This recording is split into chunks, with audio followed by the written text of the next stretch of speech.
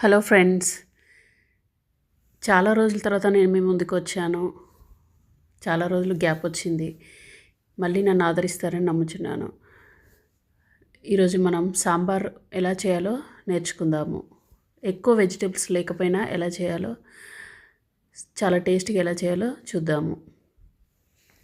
దీనికోసం ముందుగా మనము కందిపప్పుని వేపించుకోవాలి. చాలామంది శనగపప్పు చేస్తారు, కానీ నేను బాగుంటుందని నేను కందిపప్పుతోనే చేస్తాను. ముందుగా దోరగా వేయించాలి, ఎందుకంటే ఒకప్పటిలాగా టేస్ట్ ఉండట్లేదు. వేయించి చేయడం వల్ల చాలా రుచి ఉంటుంది. పప్పు కానీ సాంబార్ కానీ చాలా బాగుంటుంది.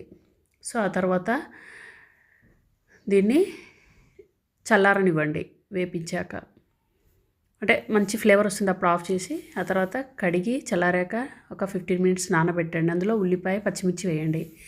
ఆ తర్వాత మీకు కావాల్సిన ఎనీ వెజిటబుల్ పెట్టేసి ఆ తర్వాత తాలింపు గింజలు రెడీ చేసుకోండి.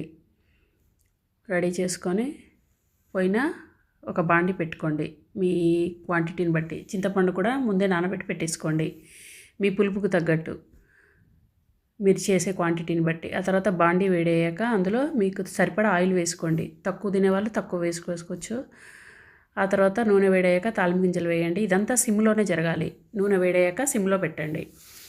ఆ తర్వాత మెల్లగా వేయించండి. ఇవి దూరగా వేగాక వెల్లుల్లి రెబ్బలు ఒక 4-5 వేయండి. ఆ తర్వాత ఉల్లిపాయలు వేయండి. సో ఇది సిమ్లోనే పెట్టి దూరగా వేయించండి. దూరగా వేగాక ఇప్పుడు మనం ఇంగువ పొడి, అల్లం వెల్లుల్లి పేస్టు, కరివేపాకు వేయండి. వేసి కలపండి. ఆ తర్వాత కొంచెం పసుపు కూడా తాలింపులోనే వేయండి. పప్పు ఉడికిన దాంట్లో కొంచెం వేయండి, ఇందులో కూడా కొంచెం వేయండి. ఆ తర్వాత ఇది చింతుతుంది కాబట్టి మూత పెట్టి తర్వాత పసుపు వేసి కలపండి. కలిపి కాసేపు అలా పచ్చివాసన అల్లం పోయాక ఇప్పుడు వెజిటేబుల్స్ ఏవి ఉంటే అవి, ఏవి లేకపోయినా సాంబారు ఓన్లీ సొరకాయతోనే చేయవచ్చు. ఆనపకాయ అంటారు కొంతమంది, అదొక్కటి ఉన్నా సరిపోతుంది. కరివేపాకు ఇవన్నీ తెలిసిందే కదా. తాలింపులో క్యారెట్ ఉంది, నేను ఉన్న వాటితోనే చేయాలనుకున్నాను, ఇలా చేస్తున్నాను. సో ఉప్పు వేసి ఒకసారి కలిపి సిమ్లో పెట్టి మూత పెట్టండి. దానివల్ల ఏంటంటే ఈ సొరకాయలో ఉన్న వాటరు బయటికి వచ్చి నిదానంగా కుక్ అవుతుంది. ఇది కొంచెం ఇట్లా ఉడికింది అన్నాక అప్పుడు మనం పప్పు ఉడికి రెడీగా ఉంటే పప్పు వేసుకోండి. లేదంటే మీకు పప్పు ఉడుకుతుంది అనుకుంటే ఈ లోపల మనము చింతపులుసు పిసికి పోసుకోవచ్చు.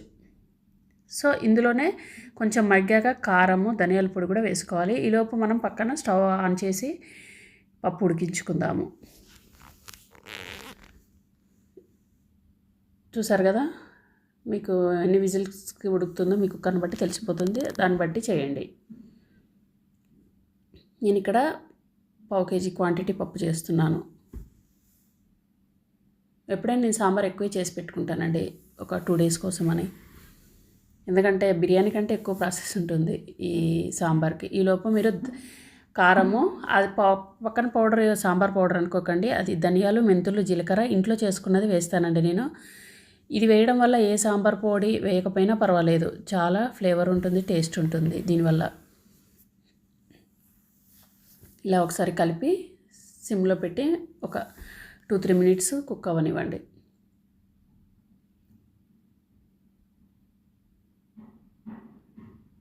సాంబార్ చేయడం చాలా కష్టం అండి. సో ఈ విధంగా కలిపేసి మూత పెట్టి కొద్దిసేపు ఆగండి. ఇప్పుడు మళ్ళీ మూత తీసి ఆ తర్వాత చింతపండు పిసుక్కొని పోయండి పులుసు.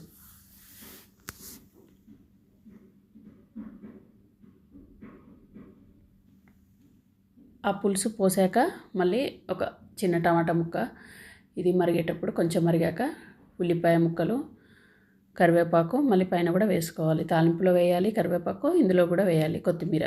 చాలా మంచి ఫ్లేవర్ ఉంటుందండి కొత్తిమీర, కరివేపాకు ఈ విధంగా వేయడం వలన. ఇప్పుడు పప్పు ఉడికిపోయిందండి.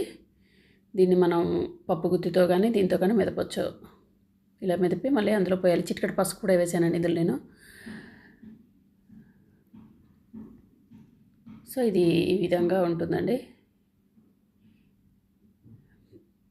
కొంచెం మరిగే వరకు హై ఫ్లేమ్లో పెట్టి తర్వాత ఒక 15 మినిట్స్ వరకు స్లోగా పెట్టండి ఫ్లేము.